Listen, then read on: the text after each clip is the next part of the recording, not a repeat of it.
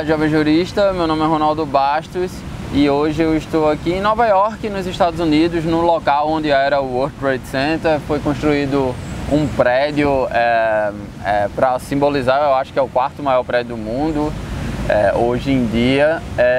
Atrás de mim está o Memorial 11 de setembro, que homenageia as vítimas do atentado terrorista de 11 de setembro. E eu vim falar para vocês de um livro muito interessante que faz parte das minhas pesquisas atuais, que é o livro O Fim do Estado de Direito, do professor Benoit Friedman. Não sei se é assim que se pronuncia, mas o professor Friedman é um dos teóricos da chamada Escola de Bruxelas, que utiliza o método pragmático e a abordagem interdisciplinar para estudar, por exemplo, os efeitos da globalização sobre o Estado, sobre as instituições jurídico-políticas e, mais propriamente, no caso desse livro, O Fim do Estado de Direito, sobre a própria teoria das fontes do direito, né? As transformações nessa teoria das fontes do direito.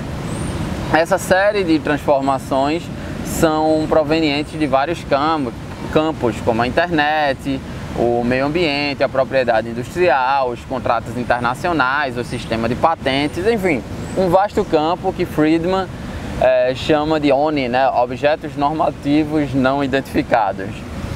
Ele fez um excelente trabalho de arqueologia jurídica, né? Arqueologia no sentido de Foucault, e ele demonstra como normas técnicas e de gestão, que embora ignoradas pelos juristas ocidentais, mas muito conhecidas, por exemplo, pelos sociólogos, em especial os sociólogos do trabalho, os sociólogos que trabalham com tecnologia.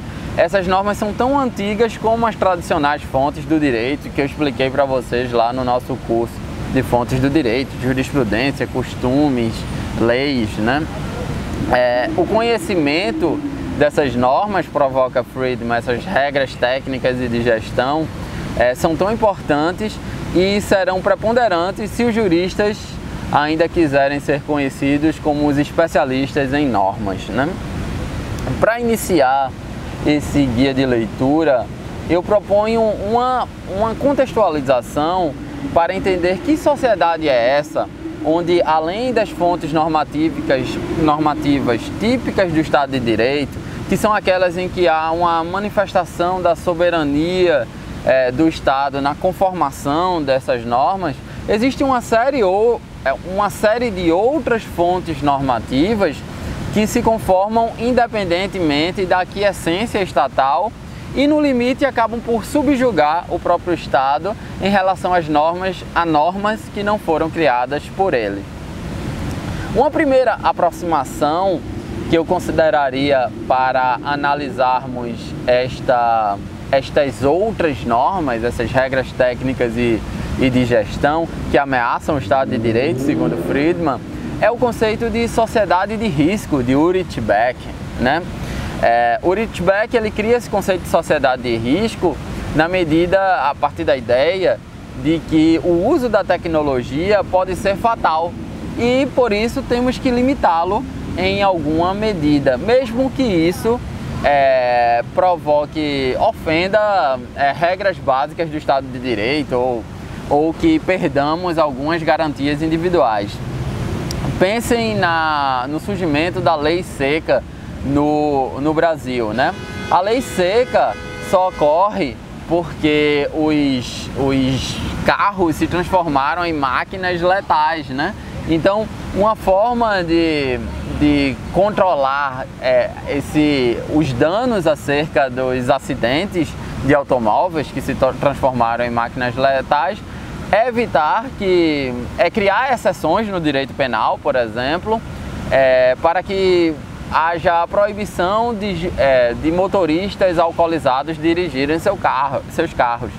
Eu falo exceções porque a gente sabe que no direito penal, em regra, o crime ofende um bem jurídico concreto. E no caso da lei seca, independentemente de haver ofensa a esse bem jurídico concreto, a vida ou a integridade física das pessoas, é tido como ilegal a conduta de dirigir alcoolizado, né? É o que os penalistas, criminalistas, chamam de crime penal abstrato, crime de perigo abstrato, né?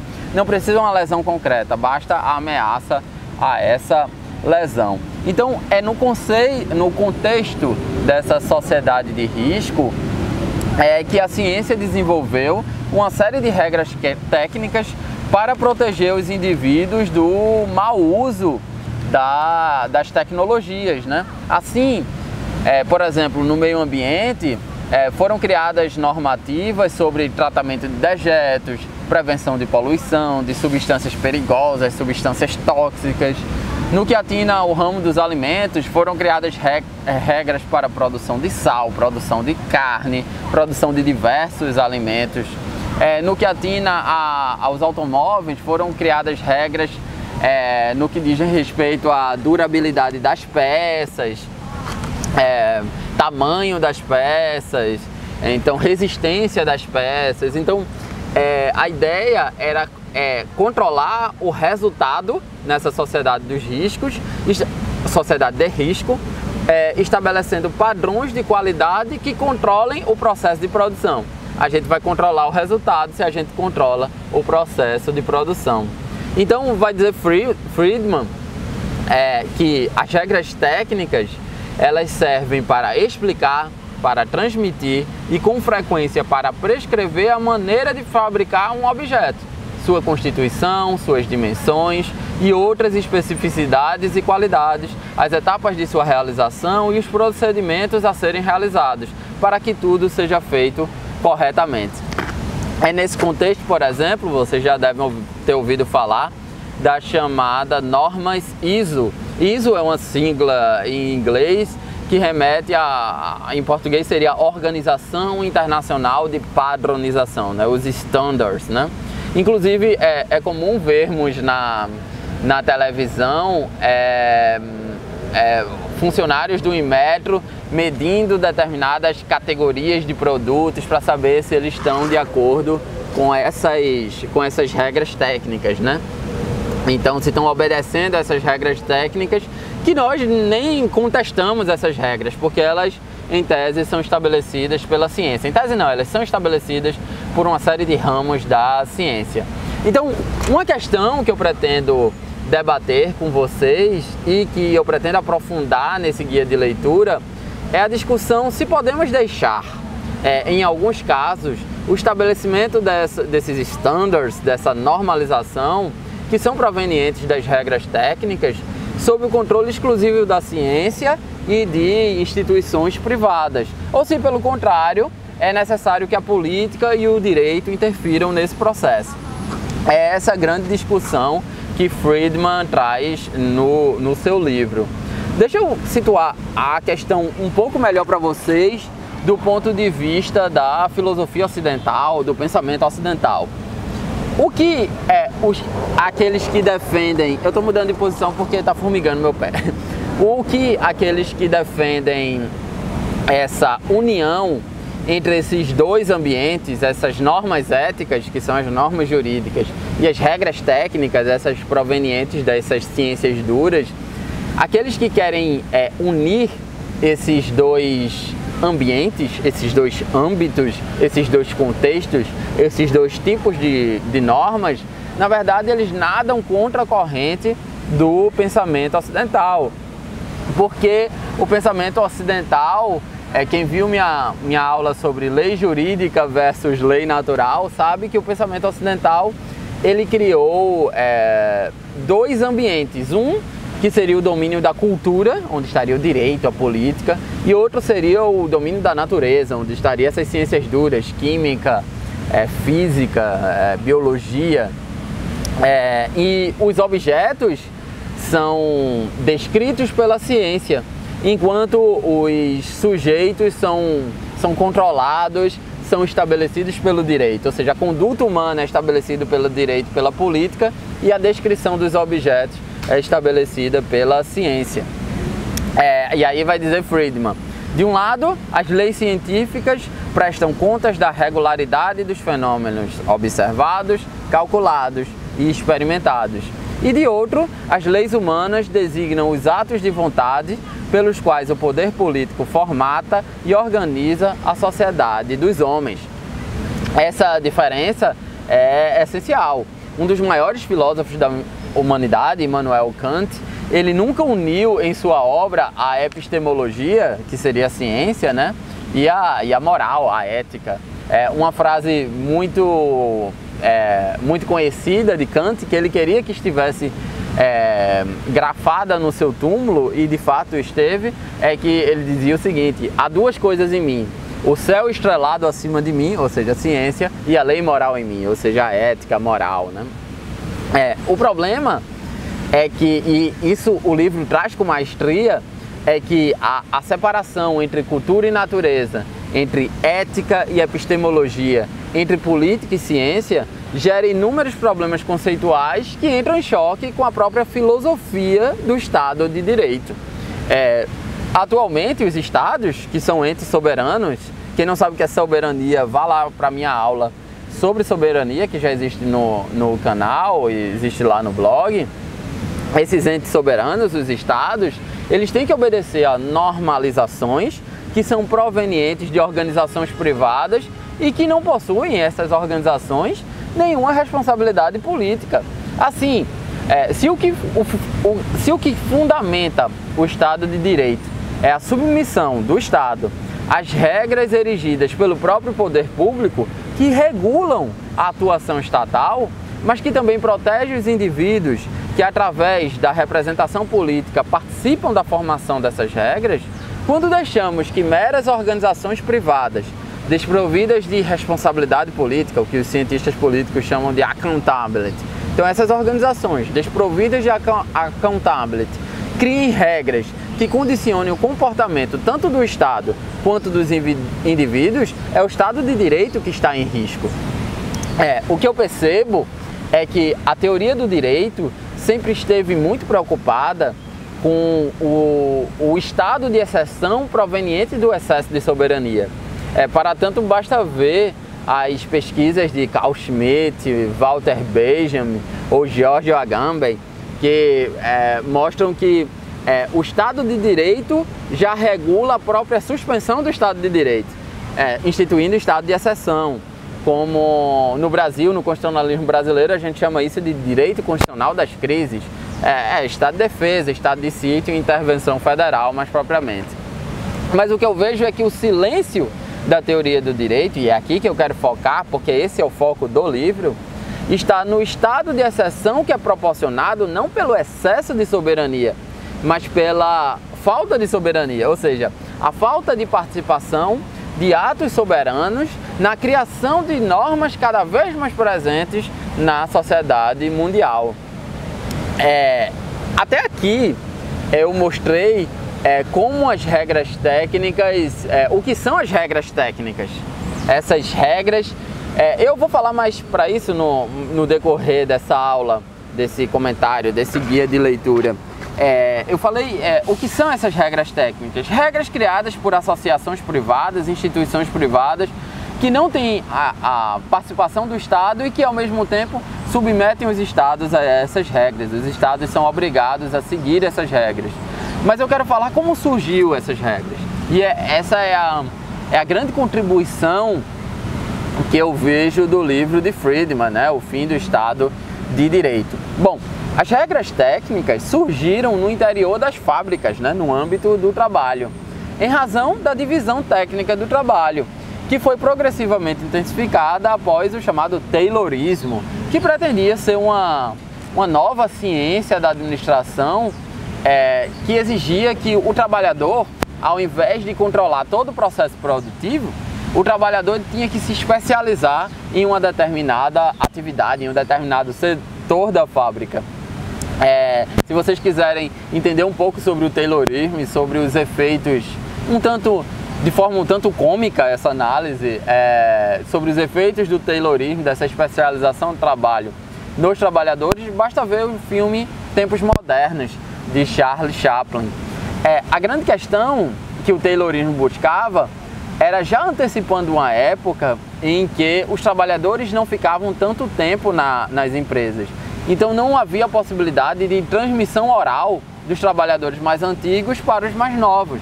Então o Taylorismo, ele pregava, dos seus fundamentos era documentar todo o processo produtivo, para assim que chegasse um trabalhador novo, o trabalhador soubesse aquelas regras técnicas dentro daquela fábrica do que ele tinha que fazer em cada função dentro da fábrica que ele fosse alocado. Então, ao invés do aprendizado ser feito de forma oral, seria feito de forma escrita. Ocorre que, como demonstra muito bem Friedman, diz ele, as normas de fábrica criadas pela própria empresa e aplicadas no seu seio para os produtos de sua marca dão progressivamente lugar às normas de setor e de associações profissionais, reagrupando categorias de engenheiros que as elaboram e as administram em nível nacional. E eu acrescento, o que foi inicialmente dentro da fábrica, depois se nacionalizou, hoje em dia se mundializou, e a gente vai ver como isso aconteceu. Bom, da criação do Engineers Standards Committee, o Comitê de Normalização dos Engenheiros, né, dos serviços de engenharia, que se encarregava da normalização do domínio mecânico, até a ISO 14000, que trata da normalização do meio ambiente, vai uma longa história que, como critica Friedman, é muito estudada pelos sociólogos, mas muito pouco entendida e pesquisada pelos juristas. Essas regras, que embora criadas em organizações privadas, cujo objetivo inicial, como eu disse, era normalizar o ambiente da fábrica, tomou em seguida uma proporção inimaginável, pois transferiu para terceiros, também organizações privadas, o poder de certificar esses produtos que obedeciam a essas regras. E depois da Primeira Guerra Mundial, isso se mundializou de uma forma que praticamente não existem produtos na nossa sociedade mundial que não existam um comitê ou uma série de regras técnicas que eles têm que obedecer, né? Deixa eu dar só o exemplo das normas ISO para vocês, que é uma espécie de regra técnica. Bom, elas são elaboradas por instituições privadas que não são organizações internacionais, não são organizações intergovernamentais, não são nada, não são nenhuma organização que pertença ou siga as regras do direito internacional. E o grande problema é que, se o surgimento dessas regras foi originada por essa sociedade de risco, grande parte dessas regras é originada desse controle, da necessidade de controlar a tecnologia, hoje em dia isto virou um sistema que controla os estados, submete os estados à dinâmica do capital internacional. Eu estou pensando, por exemplo, num dos procedimentos que é o maior sistema de pilotagem de estados que eu conheço, que são os documentos ou os instrumentos que o Banco Mundial possui, o Fundo Monetário Internacional possui também, para fazer com que o Estado entre em índices de classificação de risco que possibilitam que os investidores saibam se esse Estado é melhor ou pior para ser investido. Pense, por exemplo, no Doing Business, que é uma classificação do Banco Mundial que classifica o conjunto de estados do mundo em função da sua atratividade para os investidores, que ao mesmo tempo em que confere um parâmetro de decisão dos investidores internacionais e dos fornecedores de crédito, possui efeitos regulatórios sobre os próprios estados. Há também um instrumento mais novo, que é o Reform Simulator, que permite antecipar os ganhos ou a perda que determinada reforma institucional poderia provocar na nota que possui um determinado estado e, por conseguinte, no seu índice de classificação. Eu acho que lá no blog, eu talvez deixe aqui linkado, tem um artigo que eu publiquei como a reforma do judiciário, a emenda constitucional 45, foi influenciada pelo documento 319 do Banco Mundial, que é o último capítulo do meu primeiro livro, né? De todo modo, é preciso lembrar que, assim como a normalização, os standards, quem estabelece esses indicadores econômicos é a ciência, no caso é a economia, que é formada por um conjunto de atores e instituições privadas que não raros são patrocinadas pelo grande capital. Se vocês verem o documentário Trabalho Interno, que fala sobre a crise financeira de 2008, é bom eu estar no ambiente. Aqui o World Trade Center é onde está o distrito financeiro, a gente está perto da Wall Street, né? E foi aqui que surgiu a crise financeira de 2008. E nesse documentário, Trabalho Interno, a gente vê uma série de entrevistas em que os economistas que contribuíram para as informações geradas por essas agências de risco não consideravam que havia conflitos de interesses entre a avaliação que eles faziam dos estados e o fato dos seus projetos acadêmicos serem financiados por grandes empresas e por grandes investidores internacionais. Inclusive, a crise de 2008 foi gerada por uma dessas agências, a Standard & Poor's, que ignorou, embora tivesse conhecimento de causa, conhecimento econômico, sobre os equívocos das suas avaliações, que posteriormente desembocaram nessa crise de 2008, mas que estavam beneficiando uma série de atores privados. O revoltante é que essas agências, esses CEOs, todos esses economistas e essas agências que participaram do banco de dados, da formação do banco de dados dessas agências de risco, em nenhum momento sofreram os impactos que os estados sofreram por seus desvios éticos. Os estados, na verdade o povo desses estados, tiveram que bancar a correção, e para que a correção desses desvios éticos, para que o sistema financeiro não falisse.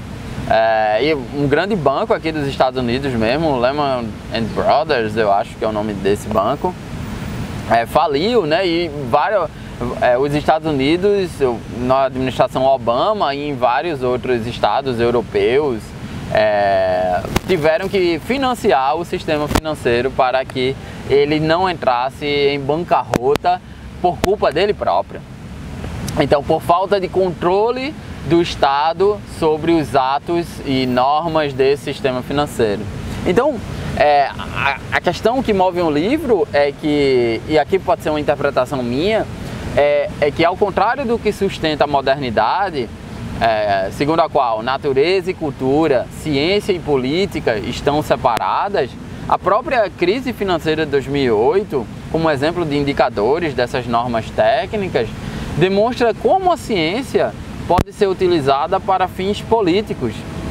E tanto standards como indicadores não decorrem exatamente da descrição pura do fenômeno ou da natureza das coisas, como se costuma falar nas ciências mais duras. Na verdade, diz Friedman, mais do que normas puramente técnicas, facultativas e neutras, elas são normas que dirigem as condutas e produzem efeitos políticos.